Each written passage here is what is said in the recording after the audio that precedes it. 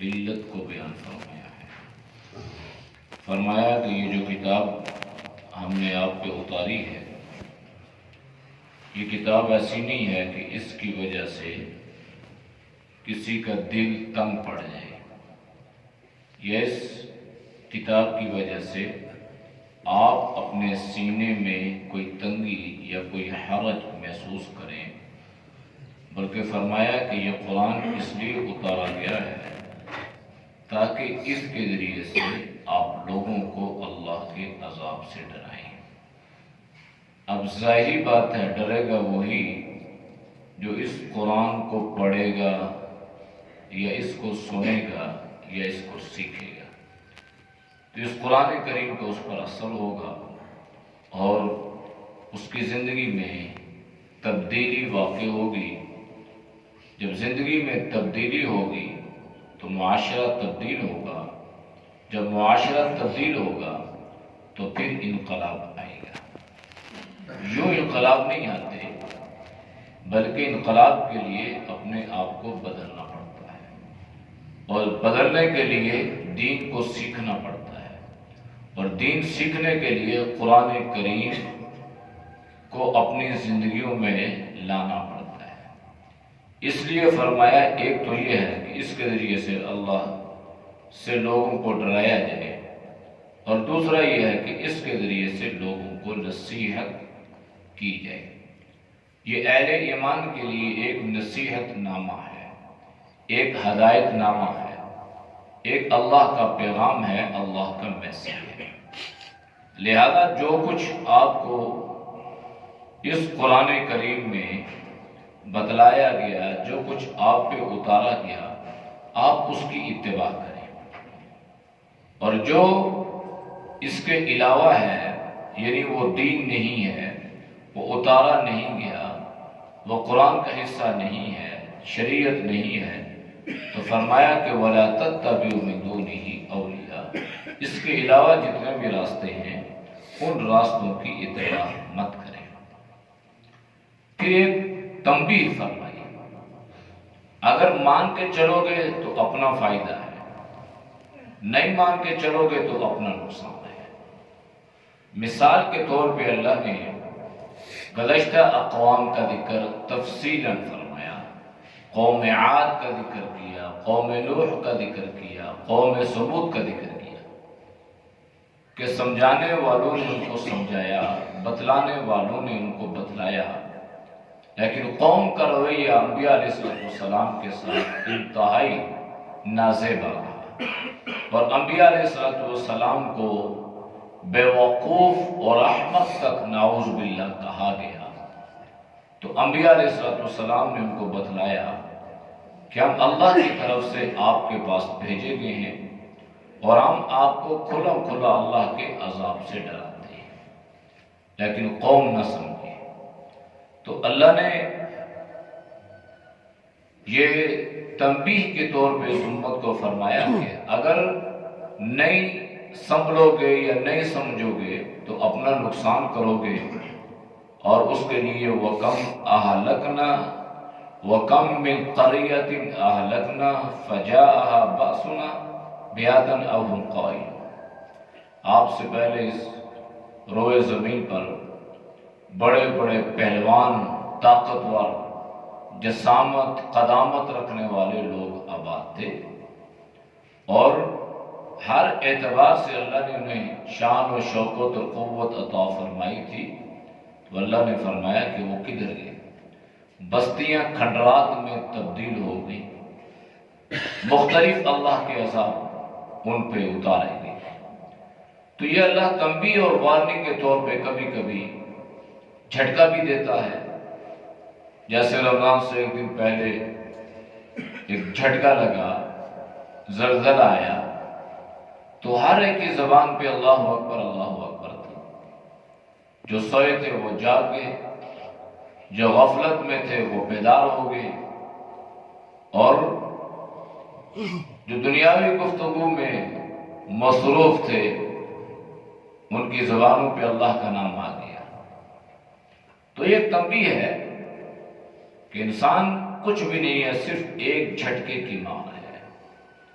دیکھتے ہی دیکھتے بستیاں، شہر، گاؤں، دیہات، بلند و بالا عمارات، یہ زمین بوس ہو جاتی ہے اور کھنڈرات میں تبدیل ہو کے رہ جاتی ہے۔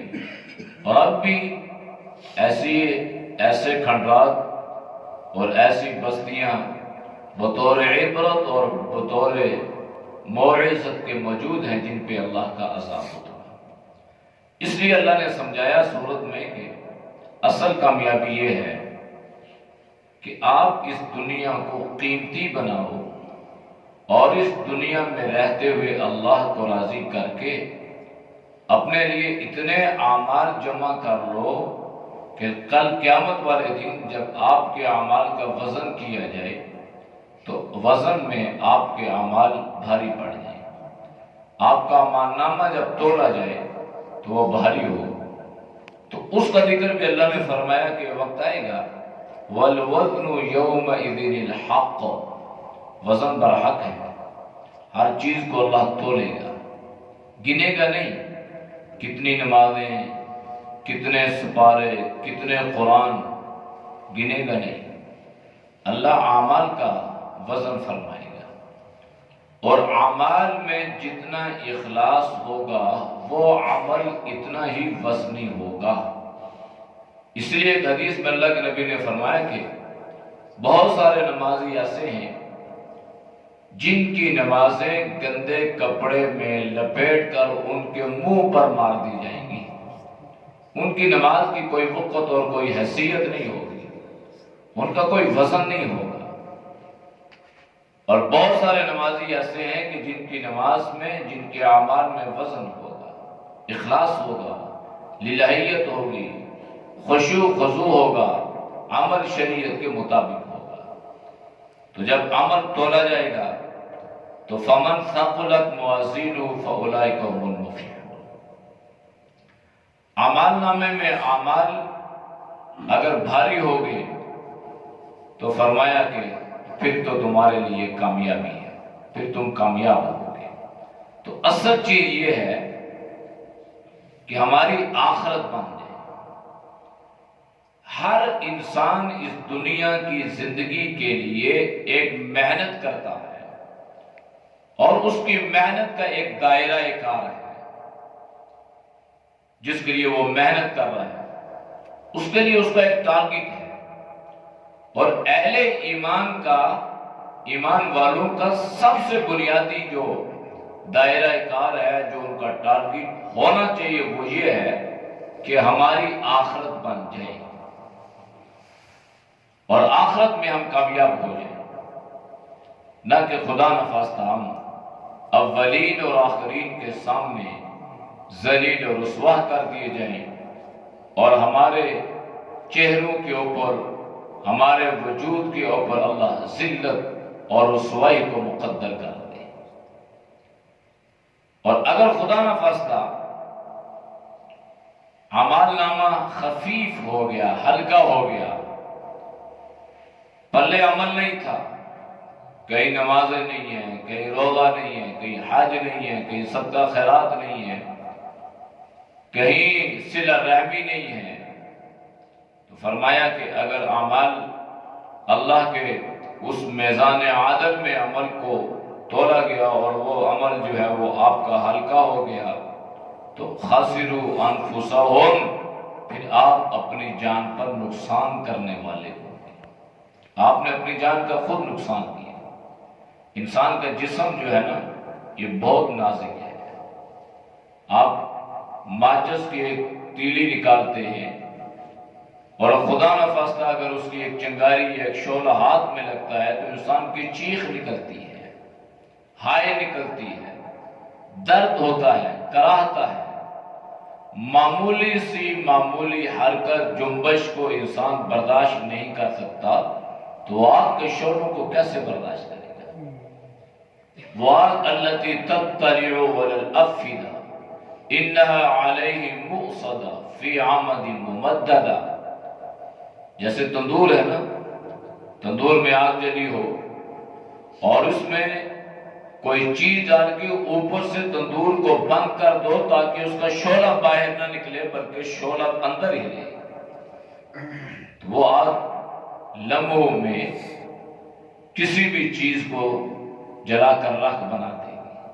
تو فرمایا کہ انسان کی اوقات اور حیثیت تو یہ ہے کہ یہ اس کو برداشت نہیں کر سکتا، اور اتراتا کتنا ہے، تکبر کتنا کرتا ہے، بڑائی کتنا کرتا ہے، اور اپنے آپ کو سمجھتا کہ لہذا اگر اعمال میں آپ کا اعمال نامے آپ کی نیکیاں کم ہو گئی تو آپ نے اپنی جان پہ نقصان کیا، اور اولین اور آخرین کے سامنے ذلیل و رسوا ہو گئی۔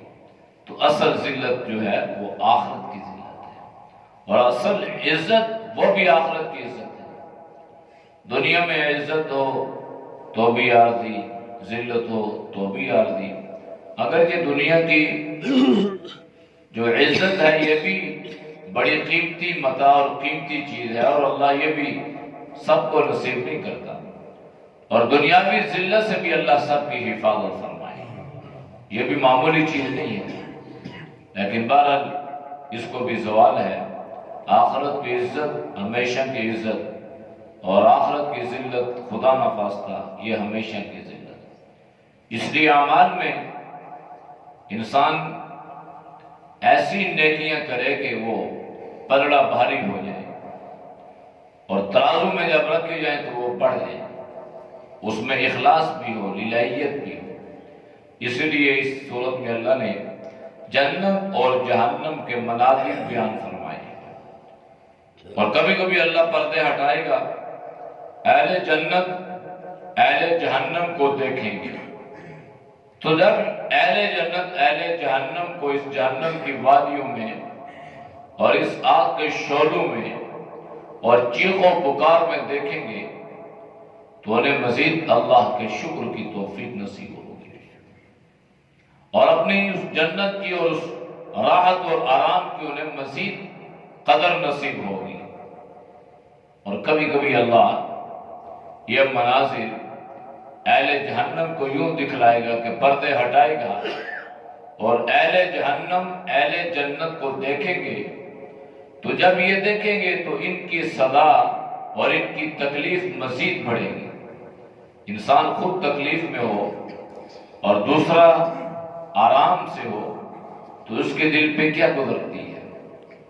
یہ کبھی کبھی قیدیوں کی گاڑیاں گزرتی ہیں، تو جب ایک قیدی گاڑی میں سے باہر آزاد پھرنے والوں کو دیکھتا ہے تو اس کے ذہن میں یہ خیال اور یہ تصور پیدا ہوتا ہے، ایک پیدل فٹ پاتھ پہ چلنے والے کو دیکھتا ہے جو پوسیدہ حال ہے، پٹھے پرانے کپڑے اس نے پہنے ہوئے، تو اس کے دل میں یہ خیال پیدا ہوتا ہے کہ مجھ سے تو کئی گنا یہ آدمی بہتر ہے، کم از کم آزادی میں تو ہے، کم از کم سکون اور راحت میں تو ہے۔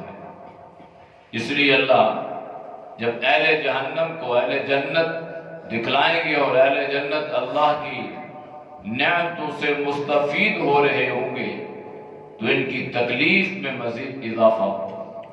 تو یہ منظر اللہ نے قرآن کریم میں بیان فرمایا ہے، اور سورہ اعراف میں اللہ نے بالخصوص اس کا ذکر فرمایا ہے۔ اس کے بعد سورۃ الانفال ہے۔ انفال جو ہے یہ نفل کی جمع ہے۔ نفل کو نفل اس لیے کہتے ہیں کہ وہ اللہ کی طرف سے ہمارے اوپر مقرر نہیں ہوتا، لازمی نہیں ہوتا، فرض یا واجب نہیں ہوتا، بلکہ ہم اپنی طرف سے اللہ کو راضی کرنے کے لیے جو عبادت کرتے ہیں اسے نفلی عبادات کا نام دیا جاتا ہے۔ روزہ اگر فرض نہ ہو، رمضان کے روزوں کے علاوہ رکھیں گے تو نفلی روزہ۔ زکوٰۃ کی ادائیگی کے بعد جو مال آپ خرچ کریں گے تو وہ صدقہ ہے، چاہے اہل و عیال پہ خرچ کریں، بال بچوں پہ خرچ کریں، دوست احباب پہ خرچ کریں، مہمانوں پہ خرچ کریں، وہ صدقات میں سے۔ اسی طرح نماز جو فرض ہے اس کے علاوہ جو ادا کریں گے، جو نوافل ہیں، سنن ہے، یہ نفل ہے، اس سے اللہ راضی ہوتا ہے۔ اور نوافل کی ادائیگی کا فائدہ یہ ہے کہ اس سے اللہ فرض میں جو اگر کمی کوتاہی ہوگی تو اللہ اس کو پورا فرما دے گا۔ اس لیے جس قدر ممکن ہو انسان نوافل کا اہتمام کرے، نفلی عبادت کا بھی اور نفلی روزوں کا بھی اور نفلی صدقات وغیرہ کا بھی۔ تو اس میں اللہ نے مال کی ایک اہمیت بیان فرمائی ہے کہ انسان مال سے محبت کرتا ہے، لیکن یہ مال اس کا ہے نہیں ہے، یہ مال اللہ کا ہے۔ اس میں جب میدان بدر میں اللہ نے اہل ایمان کو، صحابہ کو فتح عطا فرمائی، تو حضرات صحابہ رضوان اللہ علیہم اجمعین نے مال جمع کیا۔ تو مال جمع کرنے میں 3 طرح کی جماعتیں تھیں۔ ایک نے دشمن کا پیچھا کیا، ایک نے مال غنیمت جمع کیا، اور مال غنیمت کے بارے میں اللہ کے نبی نے فرمایا کہ تمام اموالوں میں سب سے بہترین مال مال غنیمت کا ہے۔ یہ جو مال غنیمت ملتا ہے یہ یوں نہیں ملتا، بلکہ انسان اپنی جان کو اللہ کی رضا کے لیے ہتھیلی پہ رکھتا ہے۔ اسے اس بات کا یقین ہوتا ہے کہ وہ کافروں کے ساتھ لڑنے کے لیے جا رہا ہے اور پتہ نہیں ہے اس کی زندگی کا آخری مارکا ہو، واپس آتا ہے یا نہیں آتا، لہذا وہ جان لے کر نکلتا ہے۔ اس لیے جو اسے مال ملا تو اس مال کو بہترین مال کا درجہ دیا گیا۔ تو ایک جماعت وہ تھی جس نے دشمن کا پیچھا کیا، اور ایک وہ تھی جس نے مال جمع کیا، اور ایک وہ تھی جو جناب نبی کریم صلی اللہ علیہ وسلم کی حفاظت پر معمور تھی۔ تو ان میں پھر اس بارے میں اختلاف ہوا۔ ایک جماعت نے یہ کہا کہ مال غنیمت چونکہ ہم نے جمع کیا ہے ہمارا ہے، اور ایک نے یہ کہا کہ چونکہ دشمن کو ہم نے بگایا ہے، اور ایک نے یہ کہا کہ میدان جنگ میں امیر کی حفاظت سب سے بڑا کام ہے اور ہم آپ صلی اللہ علیہ وسلم کی حفاظت پر مامور تھے، لہذا ہمارا ہے۔ تو اللہ نے ضابطہ اور دستور بیان فرما دیا، قُلِ الْأَنْفَالُ لِلَّهِ وَرَسُولِهِ، یہ مال جتنا بھی ہے یہ اللہ اور اللہ کے رسول کا ہے، لہذا یہ کہنا یہ آپ کی شان کے لیے مناسب نہیں ہے۔ فَاتَّقُوا اللَّهَ وَأَصْلِحُوا ذَاتَ بَيْنِكُمْ، اللہ سے ڈرو اور آپس میں صلح رکھو، کہ ایسا نہ ہو کہ اس مال کی وجہ سے آپ کے دل میں ایک دوسرے کے بارے میں کوئی نفرت یا کوئی غدورت یا کوئی ناراضگی پیدا ہو جائے۔ اس لیے اللہ نے اصلاح فرما دی اور سب اس پر راضی بھی ہو گئے، کسی نے پھر اس پر کوئی اعتراض نہیں کیا کہ ہم نے اتنی محنت کی اور ہمیں نہ ملا، نہیں۔ پھر جس طرح جو مال اللہ کے نبی نے تقسیم فرمایا، سب صحابہ نے دل کی رضامندی اور دل کی خوشی سے اس کو قبول کر لیا۔ تو مال کی اہمیت کو اللہ نے اس طرح واضح کیا کہ بس اللہ کا ہے، اللہ دے تو شکر کرو، اللہ نہ دے تو صبر کرو۔ اور پھر اہل ایمان کی اللہ نے صفات بیان فرمائی، اور اس میں بنیادی صفت توکل علی اللہ ہے کہ وہ مال پہ بھروسہ نہیں کرتا، بلکہ وہ اللہ پہ اعتماد اور توکل رکھتا ہے۔ اسباب اختیار ضرور کرتا ہے، لیکن اس کی نظر مسبب الاسباب پہ ہوتی ہے، اسباب کے پیدا کرنے والے پہ یعنی اللہ پہ اس کی نظر ہوتی ہے۔ اور اہل ایمان اللہ کا قرآن، اللہ کی دین کی بات سنتے ہیں تو ان کے دل پہ اللہ کا خوف طاری ہوتا ہے، اور وہ اپنے مال کو اللہ کے راستے میں خرچ بھی کرتے ہیں۔ یہ وہ لوگ ہیں جن کے درجات کو اللہ نے بہت بلند فرمایا ہے، اور کل قیامت کے دن اللہ نے ان کے لیے درجات کی بلندی، مغفرت اور اجر عظیم کا وعدہ فرمایا ہے۔ اللہ ہم سب کو ان باتوں پر عمل کی توفیق دے۔ الحمد